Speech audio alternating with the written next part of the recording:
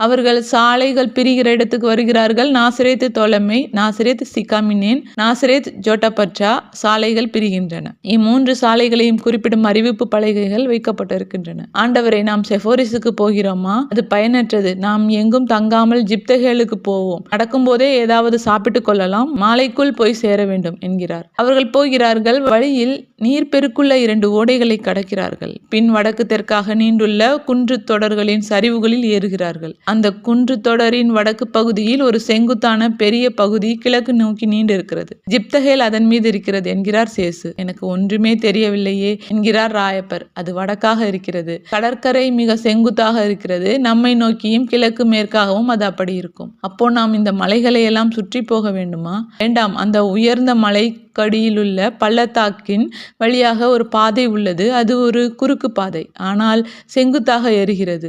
அங்கே நீர் போயிருக்கிறீரா ஆண்டவரே? இல்லை, ஆனால் அது எனக்கு தெரியும். பாதை செங்குத்தாக தான் இருக்கிறது. அதன் பக்கம் வந்ததும் அவர்களுக்கு பயம் ஏற்படுகிறது. இரவு திடீரென்று வந்துவிட்டது போல் இருக்கிறது. அந்த பள்ளத்தாக்கின் அடியில் அவ்வளவு இருட்டா இருக்கிறது. இவ்விடம் மிக பயங்கரமா இருக்கும். இடரக்கூடியதாகவும் இருக்கிறது. ஒரு செங்குத்தான பாறையில் வெட்டப்பட்ட ஒடுக்கமான பாதை. வேகமாய் பாயும் ஒரு நதி வேறு சுற்றி ஓடுகிறது. மலையோ கரடா இருக்கிறது. வடக்காக போகையில் இம்மலை இன்னும் செங்குத்தாய் இருக்கிறது. மேலே ஏற ஏற வெளிச்சம் கூடுகிறது. அதே போல் களைப்பும் அதிகமாகிறது.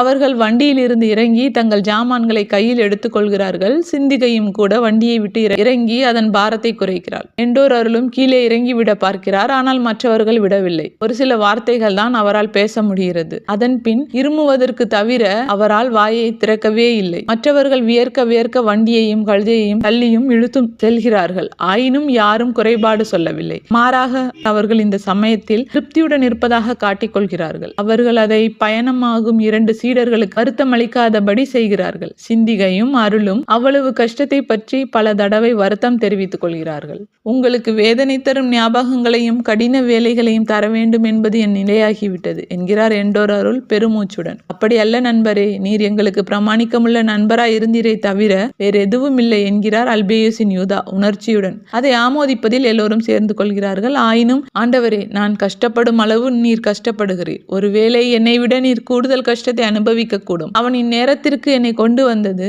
என்னை நம்பிக்கை இழப்பிலும் பகை உணர்விலும் விழச் செய்வதற்காக. அவன் தீயவனும் குரூரமும் பொறாமை உள்ளவனும் இதையும் விட அதிகமானவை அவனிடம் உண்டு. ஒளியைப் போல தெளிவாயிருக்கிற ஊழியர்கள் நடுவே யூதாஸ் இஸ்காரியோத் இருண்ட ஆன்மாவாய் இருக்கிறான். ஆனால் நான் அவரை மன்னிக்கிறேன். தொலைவான இடத்தில் சாக என்னை அனுப்பியதை மன்னிக்கிறேன். மற்றவற்றிற்காக, மற்ற எல்லாவற்றிற்காகவும் அவரை கடவுள் மன்னிப்பாராக. சேசு எதையும் மறுக்கவில்லை. மௌனமாகிறார்.